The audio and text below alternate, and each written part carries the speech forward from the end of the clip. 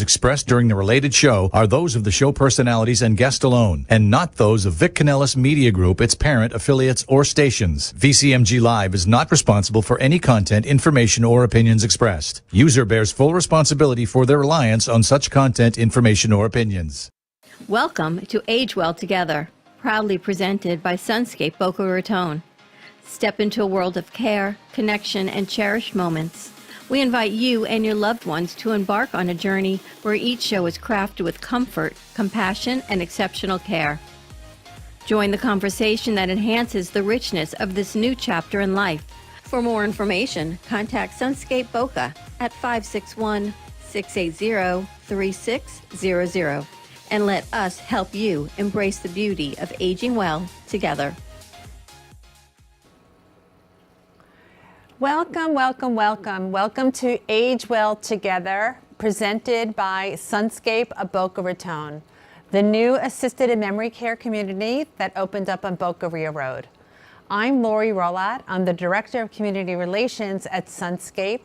Give us a call for a tour at 561-680-3600 and join us for our first annual high tea happening on January 30th. My guest today is Becky Dieter, and Becky is the owner and senior living advisor for Compassionate Senior Guidance. Becky holds a Bachelor of Science degree in business as well as a Juris Doctorate. She practiced law and worked in the human resources arena for many years. And then Becky's journey into senior living began in 2014 with her own family when she left a job to help care for her parents that were out of state. From her personal experience helping families, Becky saw the benefit of having a senior living advisor company. She helped guide families and seniors to find the best senior living options, independent living, assisted living, and memory care. She also helped coach her families through the difficult process of moving their loved ones. Becky is on the board of the Palm Beach County Partnership for Aging, the Committee for the Walk to End Alzheimer's of Boca Raton, and a sponsor and organizer for the Senior Significance Project. She also does speaking engagements and presentations regarding senior living, planning for aging, as well as coaching seniors and families. Welcome, Becky. Thank you, Lori. Thank you for joining us. Yes, pleasure to be here.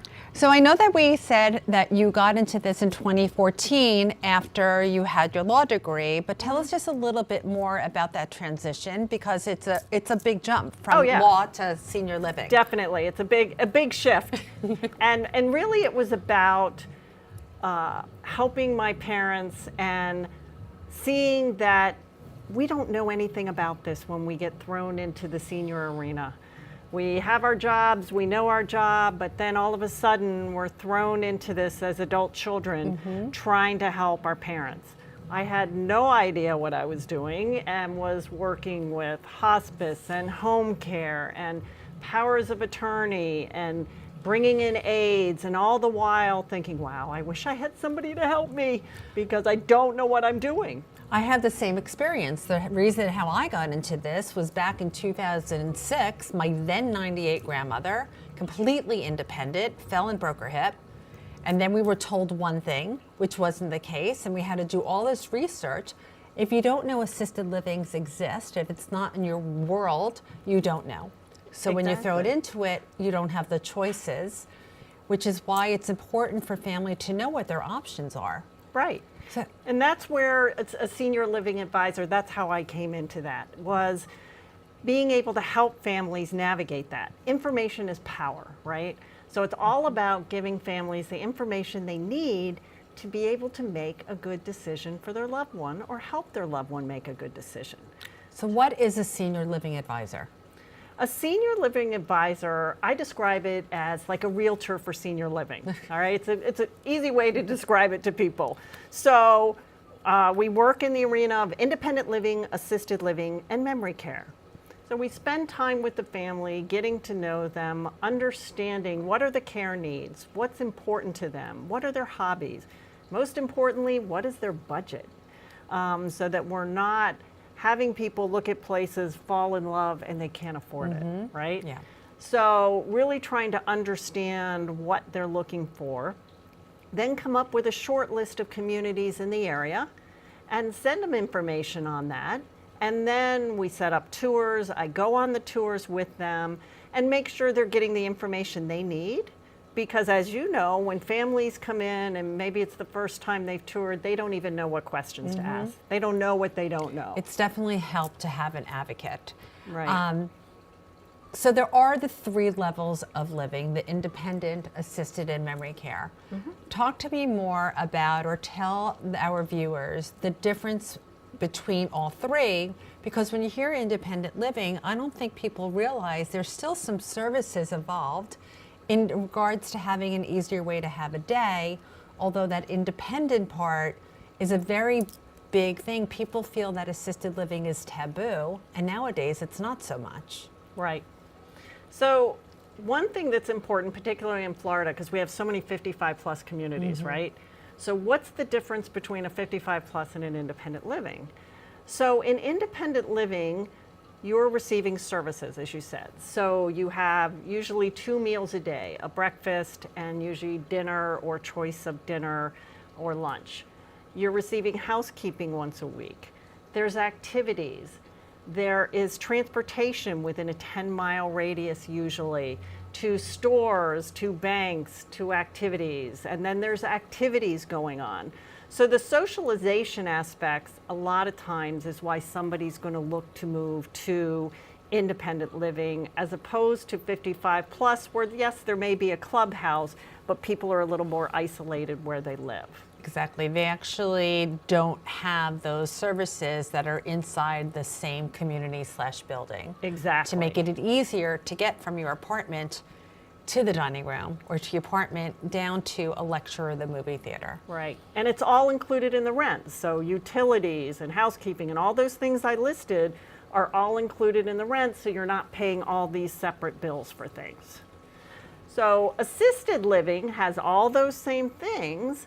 However, it's 3 meals a day and there's 24-hour care available. And I want to explain that because that's one of the things that gets thrown around a lot and people don't really understand. What does 24-hour available care mean? They don't Right. understand that. So please, yes, share that with us. So 24-hour available care means in an assisted living environment, there are caregivers available at the push of a pendant or pulling on a pull cord that can come and assist. The other thing to understand is many times people think that someone has to go to skilled nursing because they need help bathing, they need help dressing. That's not really skilled nursing. Skilled nursing or a nursing home is where somebody's bedbound, has high-level medical needs, IVs, things that need feeding nursing. tube, Exactly. Actual skilled nursing needs. Right. Assisted living is there to help with those activities of living. They're there to help with bathing, dressing, transferring, helping go to the bathroom, all of those things to help people continue a quality of life. Lastly, there's memory care. And again, sometimes there's some misunderstandings with when somebody has to go to memory care, right? Yep. Mom or dad has a diagnosis of dementia or Alzheimer's. That doesn't mean they automatically have to go to memory care. As you know, there are many people that function well in independent living or assisted living for a period of time, maybe forever, even though they have that diagnosis. And we find that too. You know, we have assisted living and memory care in Sunscape, and even in my prior buildings as well. And yes, just because somebody has cognitive issues or they even have a diagnosis doesn't mean they necessarily need a memory care community that is a secure area for people that wander out, and there's more structure. Where if they have some cognitive issues and they're home alone, being in an assisted living community, being engaged, having the nutrition and somebody to oversee, they're actually fine to live in assisted living, most people for quite some time. Then Right. should they ever need a memory care, how easy is that transition, not only for them, but for families, knowing that they don't have to start looking again? Right. So if somebody does have these cognitive issues, and I'm sure that when you see it, you're probably looking at a community that either has all 3 or at least the 2 levels. Absolutely. You want to prepare for what's coming, right?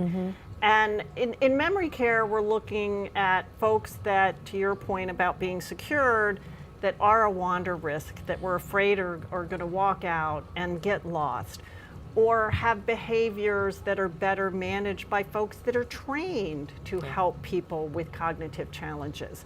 And so that's what we're looking for in terms of memory care as opposed to assisted living, because so many people can be successful in assisted living with the right structure. So that brings me to my next question and topic is how do you help coach families navigate that? Especially families that are either out of town, they come for a holiday and all of a sudden they're like, "Oh, what's this?" And they think it's something drastic and terrible, and they get to you, they're probably at very wit's end, or they've seen something that just happened that doesn't make sense with their loved one, and they're like, "Oh, we need to do this right away." But you're seeing that they may not need everything at once, that they may need just some help, maybe even help in the home at first. How is it that you help families? And that's what you described is very typical, particularly in Florida. We're a little unique here where we have so many out-of-state children because mom and dad have retired down here and the children are in New York or New Jersey or Pennsylvania or where have you. So we have that situation quite a bit where the children are out of state, they come down and visit, and whoa, right? Yep. Little different than what they told me was going on the phone, okay? And so it is, what do we need to do first? Do we need to get some in-home care to kind of as a stopgap to try and see how they manage until maybe we can look for a more permanent situation for them living-wise? Or maybe they just need the home care right now, and that's possible. So I'm very honest with people in terms of, yes, my business is moving people to senior living, but at the same time, if staying in the home and getting home care and having somebody come in and do a safety check in the house and put in grab bars and put in things in place that they need is the best thing, then that's what I'm going to recommend to folks. What are your opinions? And I know that it's very different and each individual is different, but I actually see somebody that has been living home alone and they move into a community and they thrive because they're with other people that are being engaged. And I absolutely understand nobody wants to leave their house, right? And to make it as safe as possible first, but to have one person come in as a caregiver or as a companion, it's really not keeping them engaged as to oppose as moving into a community and having that support. What are your thoughts about both scenarios? Well, I think it really depends on the situation. You know, it really does. Sometimes the socialization is desperately needed because they're not getting out and they're not able, maybe they don't drive anymore. So that right there limits people's ability to get out and socialize. If it's somebody that's still driving and still getting out there, that may be a different situation. Right. The other thing is, we don't want to wait for crisis to suddenly say, oh, crisis happened, they took a bad fall, we've got to move. We want to try and get there before crisis.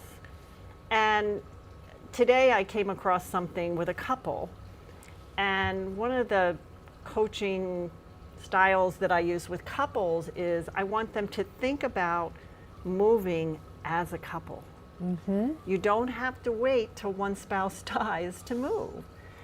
And I call it the gift you give your spouse. Because from my own experience, seeing someone wait, one spouse remains and they have to go through sorting through their house, selling their house, moving to a new place. And still going through the grieving process as well. I mean, that alone, when somebody's married 40, 50, 60, 70 years, that's a grief in itself. So right. That makes sense. We have 5 couples living at Sunscape at That's Boca Raton. great. Yeah, and for that reason alone, right? They're coming in together. One needs more help than the other, right. But they're there together. So if and when that happens, and it does, that they can grieve in their own home where they've been for quite some time. Exactly. And it's hard for people to to think about that. Well, we'll just stay in the home till something happens. Well, we don't want to wait till something happens. The other thing about waiting is that when that crisis or that event happens, you may not be able to get into the community that you really wanted to get into. No, your options are now. And that being said, nobody spends a Saturday morning shopping for assisted living. Right. Right? However, you need to start understanding what is available and what your options are. And we'll talk about more of that and how people actually find you and how they should start when we come back from our break. I'm Lori Rolat. I'm with Sunscape of Boca Raton. I'm here with Becky Dieter. She is the owner of Compassionate Senior Guidance. And we'll be back after this break. Discover a vibrant oasis where comfort meets exceptional care. Whether you're seeking assisted living or memory care, our dedicated team is here to provide compassionate support and enriching experience for you or your loved ones. Join our Sunscape family and experience a new chapter of life filled with care, connection, and cherished moments. Schedule a tour today to see our beautifully designed community and learn more about how we can tailor our services to meet your needs. Your new adventure awaits at Sunscape Boca Raton. We're easy to reach and eager to answer any questions you may have about your future at Sunscape. Please call us at 561-680-3600 to make an appointment in person or virtually through FaceTime, Zoom, or Skype. We are located at 22501 Boca Rio Road and hope you'll be as excited as we are to see every side of you shine at Sunscape. Now, let's dive back into the show and continue our journey toward a healthier and more enriching life. Stay tuned and let's age well together. For more details, contact Sunscape Boca at 561-680-3600 or sunscapebocaraton.com. And now back to the show.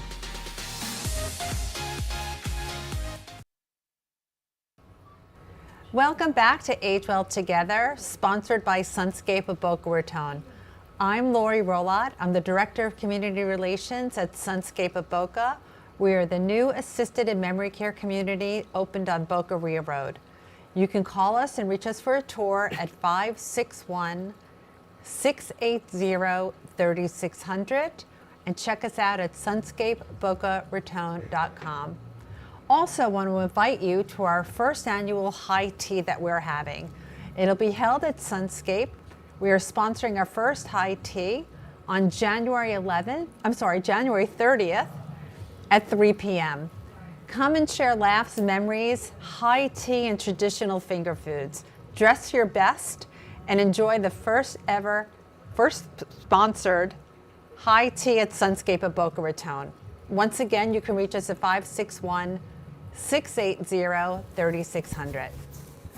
I'm here with Becky Dieter, owner of Senior Living Advisors Compassionate for Senior Guidance.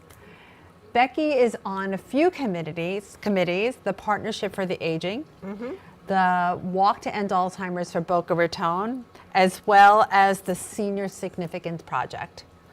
I want to talk to you more about all three, one being the Senior Significance Project, as I don't even know a lot about that. So can you share with me what that is and how you got involved? Absolutely. That is a phenomenal, very special program that I got involved in. Kelly Merbler, who is a coach out there, started the Senior Significance Project because of her own mother, who was in a nursing facility, had dementia, and she realized that a lot of the people in the facility around the holidays had no family and received no gifts.